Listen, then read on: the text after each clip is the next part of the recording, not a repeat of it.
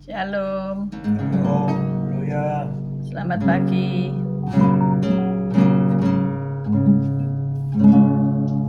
Mari masuki hadirat Tuhan dengan puji-pujian. Saat ku masuk ke hadirat-Mu, ku tersungkur dan sembah-Mu. Ku persembahkan korban syukurku yang terbaik bagimu. Ku bawa korban syukur ke tempat Kudus-Mu Tuhan, hatiku limpah dengan syukur sebab Tuhan baik. Sebab Tuhan baik.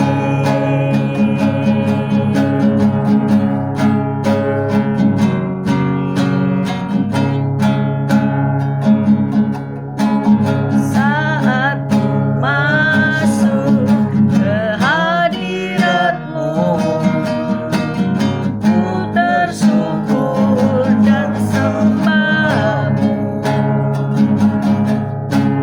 Ku persembahkan korban syukurku yang terbaik bagimu. Bawa korban syukur ke tempat Kudus-Mu Tuhan, hatiku limpah dengan syukur sebab Tuhan baik.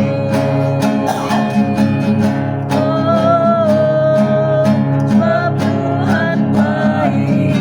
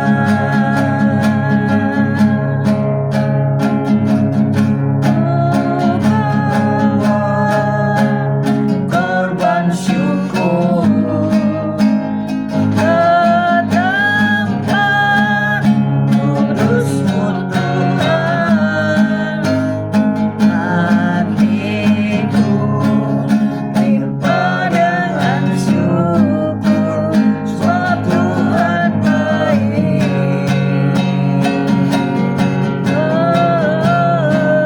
Sebab Tuhan baik.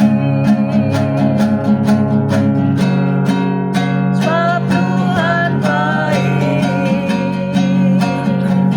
selamanya. Sebab Tuhan baik.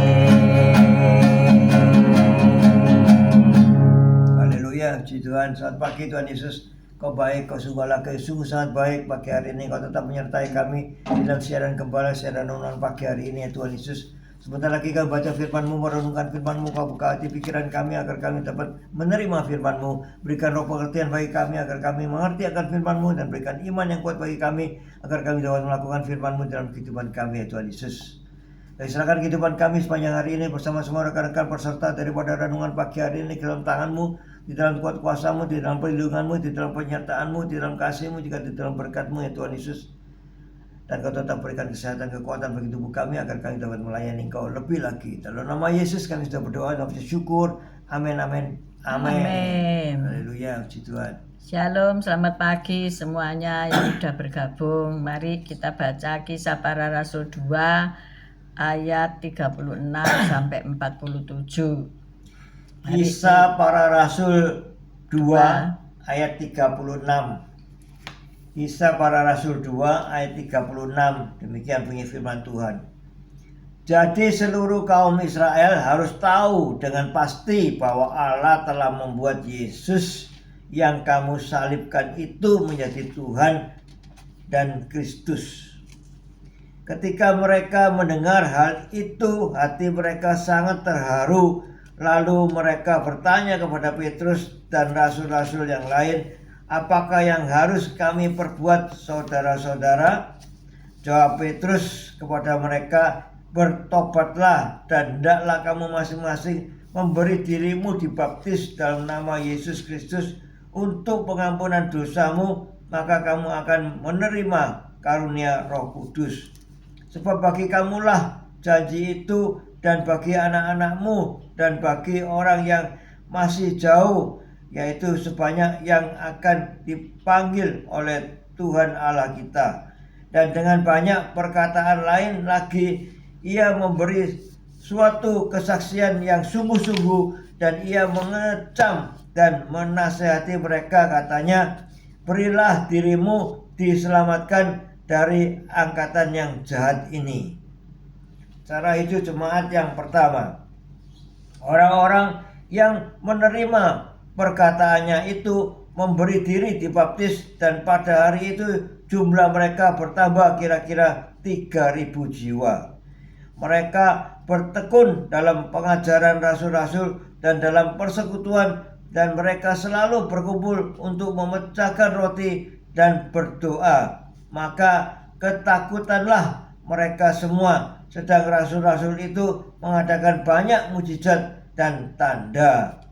Dan semua orang yang telah menjadi percaya tetap bersatu, dan segala kepunyaan mereka adalah kepunyaan bersama. Dan selalu ada dari mereka yang menjual harta miliknya, lalu membagi-bagikannya kepada semua orang sesuai dengan keperluan masing-masing. Amin. Amin, amin, amin. Shalom yang sudah bergabung pagi hari ini. Mari kita renungkan firman Tuhan. Kita baca sekali lagi Kisah Rasul 2 ayat 47 ya. Kisah Para Rasul 2 ayat 47. Sambil memuji Allah, dan mereka disukai semua orang, dan tiap-tiap hari Tuhan menambah jumlah mereka dengan orang yang diselamatkan. Amin. Amin, amin, amin. Menjadi gereja, tema kita pagi hari ini ya. Ada seorang yang suka menggambar di jalanan dengan kapur tulis ya. Siapa yang menemui di jalanan, di aspal itu digambar sesuatu bentuk-bentuk atau ya apapun ya. Mungkin di Indonesia jarang karena banyak orang ya berlalu lalang, jadi tidak sempat untuk gambar ya.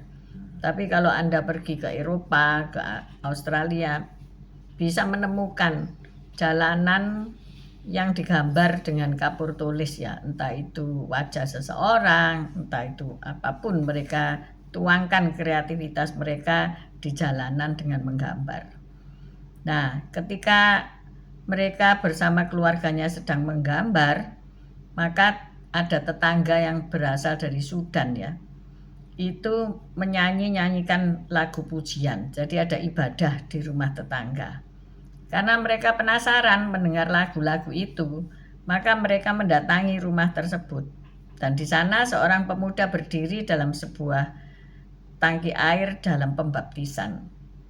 Ia sedang bersaksi tentang pengampunan yang ia terima atas dosa-dosanya dan tekad hidupnya untuk mengikuti Yesus. Nah, itulah suatu momen yang unik bagi mereka untuk mendengarkan dari dekat suatu kesaksian tentang keselamatan dari Allah. Kelompok tersebut sedang melaksanakan fungsi mereka sebagai gereja di lingkungan tempat tinggal mereka. Jadi sebuah gereja ketika melakukan baptisan, maka itu akan menarik tetangga-tetangga untuk datang melihat ya. Yesus sedang membangun gerejanya di seluruh dunia. Menjelang kenaikannya ke surga, dia pernah berkata kepada para pengikutnya bahwa dia akan mengirimkan Roh Kudus untuk tinggal di dalam mereka dan mereka akan menjadi saksinya sampai ke ujung bumi. Kisah 1 ayat 8 kita baca ya. Kisah Para Rasul 1 ayat 8. Kisah Rasul 1 ayat 8. Kisah Para Rasul 1 ayat 8. Tetapi kamu akan menerima kuasa kalau Roh Kudus turun ke atas kamu, dan kamu akan menjadi saksiku di Yerusalem dan di seluruh Yudea dan Samaria dan sampai ke ujung bumi. Amin, amin, amin. Luar biasa ya. Kita akan menjadi saksinya Tuhan sampai ke ujung bumi. Gerejanya akan dibangun melalui khotbah dan pengajaran mereka yang diteguhkan oleh Roh Kudus. Setelah itu Allah pun menambahkan jumlah mereka dengan orang yang diselamatkan. Jadi jika ada kesaksian dalam kehidupan bagaimana seseorang dituntun dalam pertobatan, meninggalkan segala dosa, maka itu akan menjadi kesaksian yang menarik orang untuk datang kepada Tuhan. Dan Allah akan menambahkan jumlah mereka dengan orang yang diselamatkan. Jadi jangan ragu-ragu untuk bersaksi ya. Jangan ragu-ragu untuk menyatakan diri bahwa engkau itu seorang Kristen, bahwa Tuhan Yesus ada di dalam hatimu, sehingga orang mengenal engkau dan mereka tertarik untuk bergabung dengan engkau. Amin. Amin. Kita dapat turut membangun gereja Kristus dengan menjadi gerejanya, yaitu menerapkan iman kita di tengah lingkungan kita dan membagikan apa yang telah Dia lakukan bagi kita kepada orang lain. Yesus telah menyerahkan nyawanya dan bangkit kembali supaya kita diampuni dan menerima hidup kekal. Kini Dia memampukan kita untuk belajar melayani satu sama lain di dalam gerejanya. Jadi jangan lupa untuk bersaksi, bersaksi, dan bersaksi. Nah, sekarang pertanyaannya adalah, dalam hal apa Allah dapat memakai Anda untuk membangun gerejanya? Tahun depan gereja kami mencanangkan tahun penuaian. Berarti semua orang harus terlibat di dalamnya. Kalau ladang sudah menguning, kita menyabit bersama-sama, mengumpulkan berkas-berkas gandum atau padi itu di lumbung. Benar Pak Gem? Semua orang harus punya kesaksian hidup untuk diceritakan kepada orang lain, atau menjadi terang bagi orang lain, atau menolong sesamamu manusia untuk memberkati mereka sehingga mereka melihat Yesus dalam kehidupanmu. Amin. Amin. Jadi Yesus akan memampukan kita untuk belajar melayani satu sama lain di dalam gereja Tuhan. Amin. Amin. Apakah gereja saudara di mana saudara bergabung itu punya kesaksian daripada jemaat, sehingga ada kelompok-kelompok sel atau kelompok-kelompok keluarga persekutuan yang saling membangun, saling menghormati satu dengan yang lainnya, dan saling mencari jiwa-jiwa baru. Bukan berarti kalau ada jiwa baru, wah enak, sudah enak-enak ditambah jiwa baru, nanti dia bikin masalah, kacau. Bukan seperti itu ya maksudnya. Justru jiwa baru ini datang bergabung untuk melihat kesaksian dari Bapak Ibu yang telah diselamatkan oleh Tuhan. Nah itu. Jadi nggak usah takut apakah nanti si A si B ini baru datang terus jadi perusuh, enggak lah. Tetapi mereka pasti melihat bahwa keluarga ini kok bagus. Keluarga ini kok bagaimana Pak Itu Gem? tugas kita untuk melayani dia supaya dia juga menjadi benar ya di dalam Yesus ya. Ya, tentu orang asing yang baru masuk kita ya sedikit siap wasangka gitu, orang ini bagaimana ya gitu. Tapi ya kita harus, itu tugas kita untuk melayani dia supaya dia bisa masuk ke kelompok kita untuk bersama-sama memuji memuliakan Tuhan.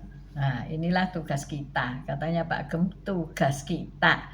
Jadi kalau kita menerima kehadiran orang asing seperti tadi ya, tetangga, kemudian melihat orang-orang yang belum percaya Tuhan mendekat dan akhirnya mengajak masuk, mungkin makan bersama, walaupun mereka tentunya belum bisa menerima Yesus sebagai juru selamat, tapi mulai berkenalan dan mulai melihat bahwa oh, gereja ini orang-orangnya baik dan sebagainya. Begitu kan?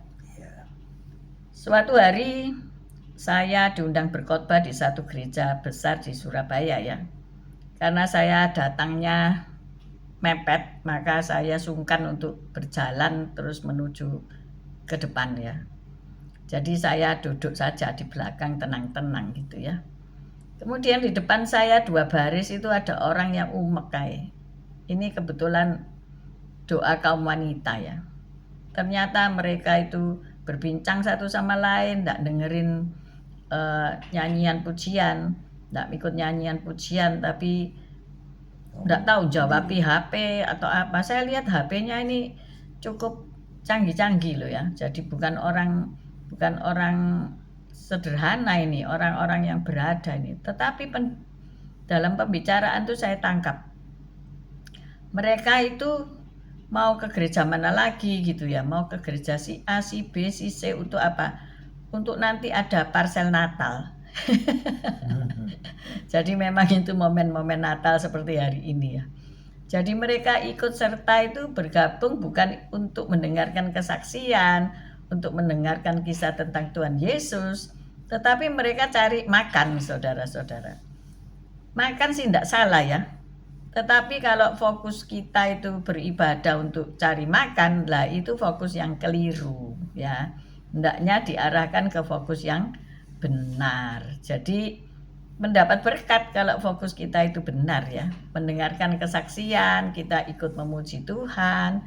Tetapi bukan begini, oh kamu tadi terlambat ya, akhirnya tidak dapat nomor untuk diundi.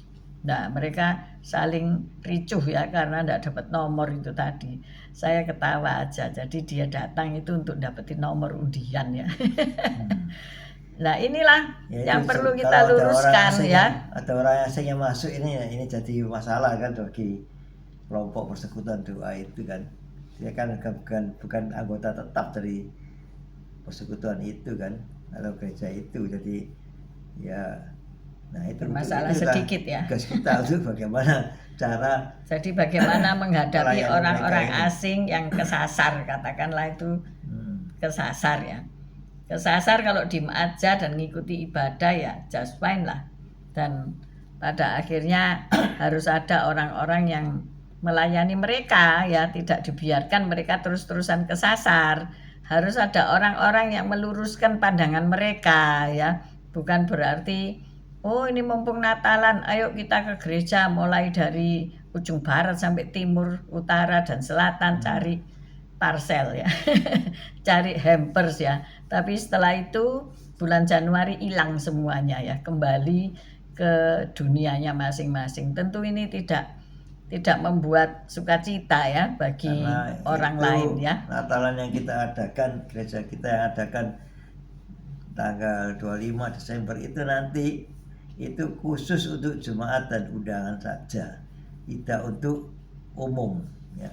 Jadi saya dibuatkanlah undangan, tanpa undangan tidak bisa masuk ke ruangan itu. Ya untuk menghindari apa? Karena tujuan daripada Natalan di gereja ini karena ruangan gereja kita cukup untuk menampung dalam satu kali ibadah semua jemaat. Karena itu kita harus sewa gedung di luar untuk kita bisa merayakan Natal bersama jemaat. Jadi khusus untuk jemaat. Tapi ada saja jemaat yang daftar, dia katakan aku daftarkan juga ada temanku yang mau ikut ya. Nah ini ini mulai ada masalah.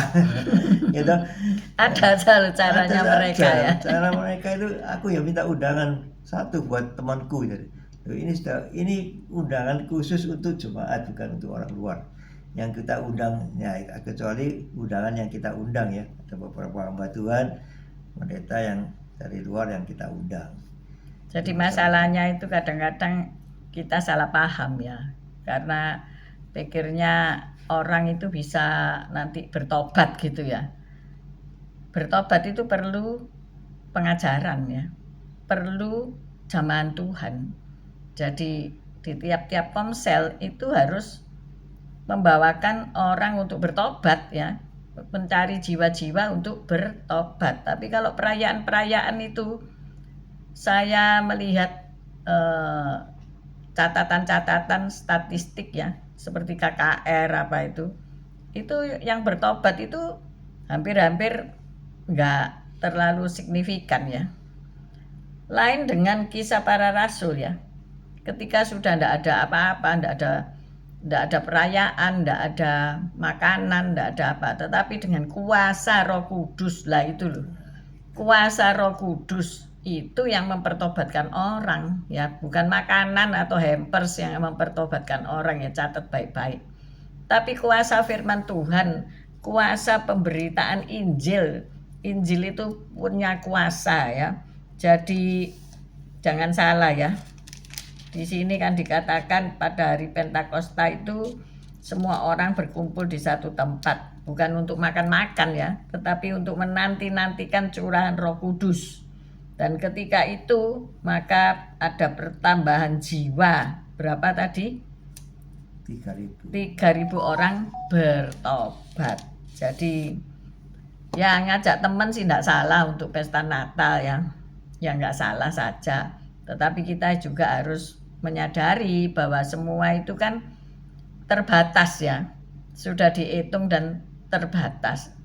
Kalau memang KKR yang tidak terbatas umum itu puluhan ribu orang, ya itu lain lagi ya, ceritanya lain lagi. Ya tentunya nggak ada pembagian yang seperti pesta pora gitu, nggak ada ya, tentu sederhana gitu. Jadi ini ayo kita sebagai sesama saudara seiman bisa memahami. Jadi jangan kita keliru ya.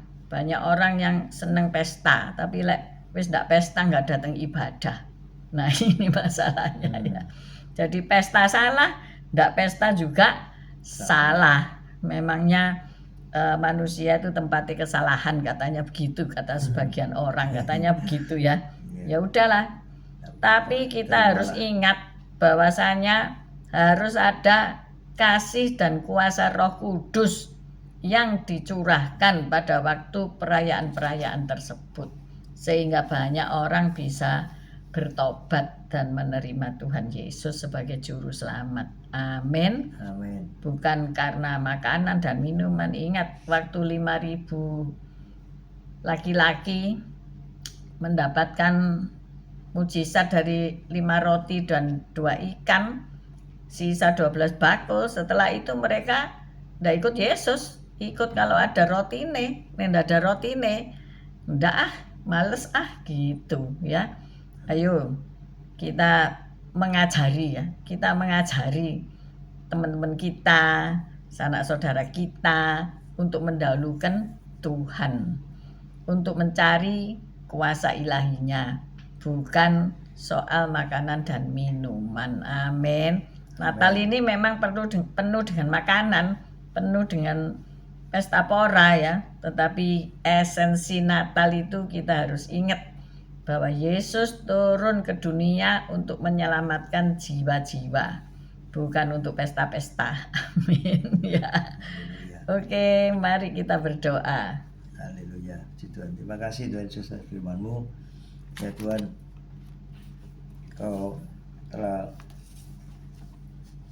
memberikan kepada kami Roh Kudus untuk memimpin kehidupan kami, sehingga kehidupan kami menjadi kehidupan yang terpimpin oleh Roh Kudus, sehingga arah langkah kami selalu terarah dengan baik, dan Kau tetap genggam tangan kami untuk kami tetap berjalan di jalur-Mu, sehingga kami bisa melakukan yang terbaik bagi Engkau Yesus. Pakailah kami untuk melayani pekerjaan-Mu, ya pakailah kami untuk memenangkan jiwa-jiwa bagi kerajaan-Mu, ya Tuhan Yesus. Di saat momen Natal ini ya kami bisa memenangkan jiwa-jiwa baru bagi kerajaan-Mu ya Tuhan Yesus. Makasih Tuhan, haleluya, amin. Bapa, kami percaya Engkau bekerja pada momen Natal ini. Kalau 2000 lebih tahun yang lalu Engkau sudah datang, kelahiran-Mu membawa sukacita, membawa keadaan yang luar biasa bagi umat manusia di bumi ini. Kami juga percaya Natal kali ini Engkau juga menghiburkan mereka yang susah, memberkati mereka yang lemah, mengubahkan hidup mereka sehingga mereka percaya kepadamu, karena Engkaulah satu-satunya Allah yang hidup, yang mati tetapi bangkit kembali dan akan datang kembali untuk kedua kalinya, menerima kami semua, menjemput kami semua menjadi mempelai kudus-Mu. Terima kasih ya Tuhan. Berkati semua jemaat ataupun rekan-rekan yang mengikuti setiap hari renungan pagi ini. Kami mengangkat kedua belah tangan kami untuk menerima berkat Tuhan. Tuhan memberkati engkau, Tuhan melindungi engkau, Tuhan menyinari engkau dengan wajahnya dan memberikan engkau kasih karunia. Tuhan menghadapkan wajahnya kepadamu dan memberikan engkau damai sejahtera. Terimalah berkat dari Allah Bapa, Putra dan Roh Kudus, berkat kasih, sukacita, damai sejahtera mulai pagi hari ini sampai Maranatha Tuhan Yesus datang untuk kedua kalinya, bahkan sampai selama-lamanya. Mari yang sudah menerima berkat Tuhan katakan bersama, amin, amin, amin. Tuhan Yesus memberkati kita semua. See you tomorrow guys. God bless us.